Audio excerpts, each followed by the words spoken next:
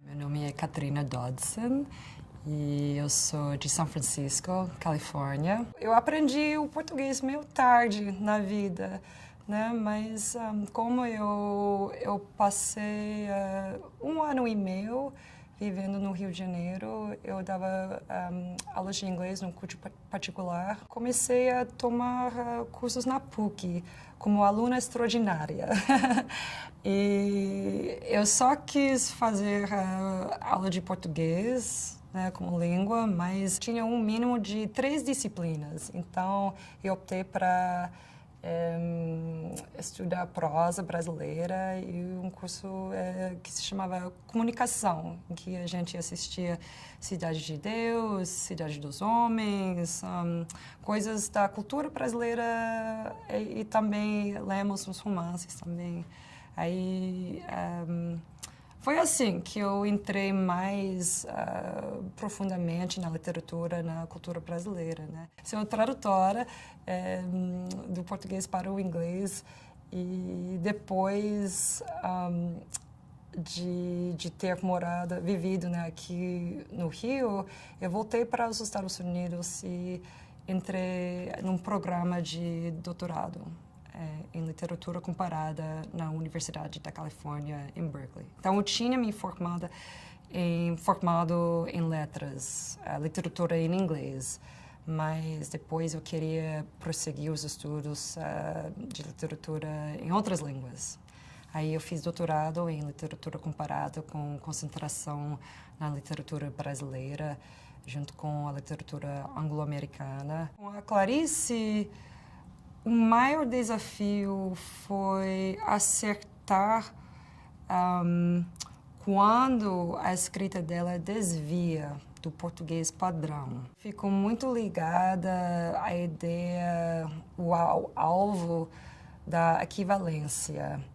Então, quando um autor tem um estilo, faz alguma coisa com a língua que é diferente do que as pessoas falam do dia a dia, do que os escritores mais convencionais escrevem, eu queria levar esse senso de estranheza na linguagem, que eu acho uma coisa muito poderosa, né? É por isso que a escrita dela é tão poderosa, né? Muitas coisas, né? Tem a filosofia e a intensidade. A escrita gera muita emoção, ela troca a preposição, ela acrescenta uma sílaba que não tem, como a palavra fantasiar. Em vez de fantasiar, ela coloca fantasticava. Ela fantasticava.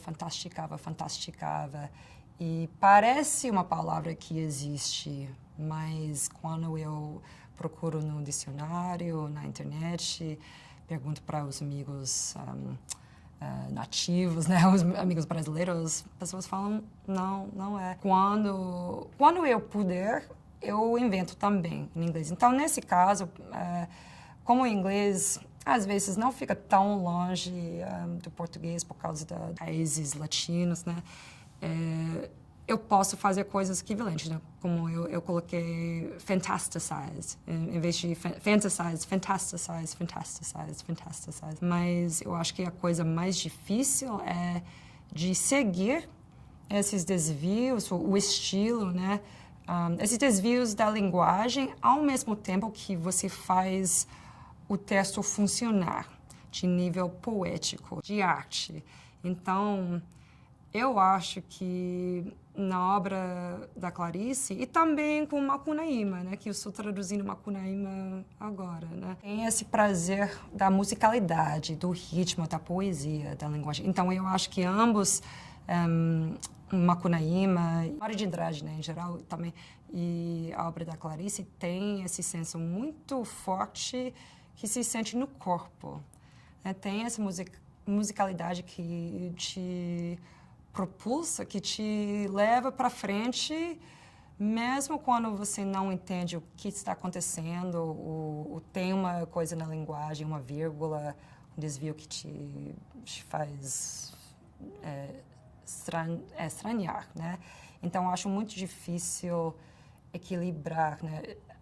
Acertar ou levar tudo, né, no mesmo conjunto para o inglês, né? Então, isso é a questão, é como recriar em outra língua esses desvios prazerosos, né, e poderosos. Nos Estados Unidos, né, que é meu ambiente, quem ensina a literatura brasileira fica muito consciente das lacunas da tradução. E como tem essa barreira de que não tem muitas pessoas que falam o português do nível suficiente para entrar realmente profundamente na literatura. Então, nas universidades, às vezes, se tem que ensinar a literatura em tradução.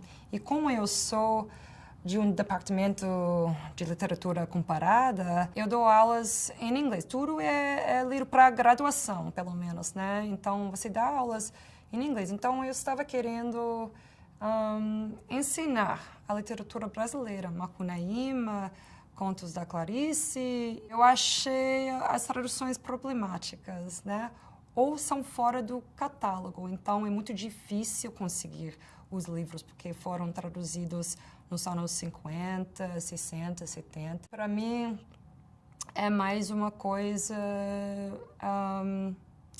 do amor, da paixão e de um senso de urgência, né, de responsabilidade. Queria ver mais literatura traduzida dos brasileiros de regiões e identidades mais diversas, né? Mas eu acho que às vezes fica difícil conhecer, mesmo saber o que está se fazendo no país total. O que é mais fácil descobrir como estrangeiro são os autores que já são mais conhecidos aqui, que vêm de São Paulo, do Rio de Janeiro, de Porto Alegre. São os escritores que já estão, né, na Companhia das Letras e com as editoras maiores. Então, para descobrir os autores que não fazem parte desses centros do poder, é difícil, mas tem pessoas, né, que correm atrás. O que o governo brasileiro e os institutos culturais, como Itaú Cultural e o IMS, estão fazendo são dar apoio às traduções e no exterior. Um grande problema é um problema financeiro. Não tem muito dinheiro para se dedicar num trabalho cuidadoso, para ter o lazer, o espaço para correr atrás da literatura, para traduzir. Então, às vezes é o mercado que manda, né? E pessoas têm que ganhar a vida. Então, quando tem o apoio de bolsas e de até convites, né? Isso fortalece bastante as conexões, né? As conexões entre os mundos literários. E assim, estou aqui arrumando mais materiais que vão me ajudar na minha tradução como Macunaíma. A Biblioteca Nacional já me deu apoio no ano passado como no programa de residência para tradutores estrangeiros. Então, eu espero que o governo continue dando apoio à cultura, porque eu acho que isso tem um efeito grande a disseminar a cultura e a literatura brasileira no exterior.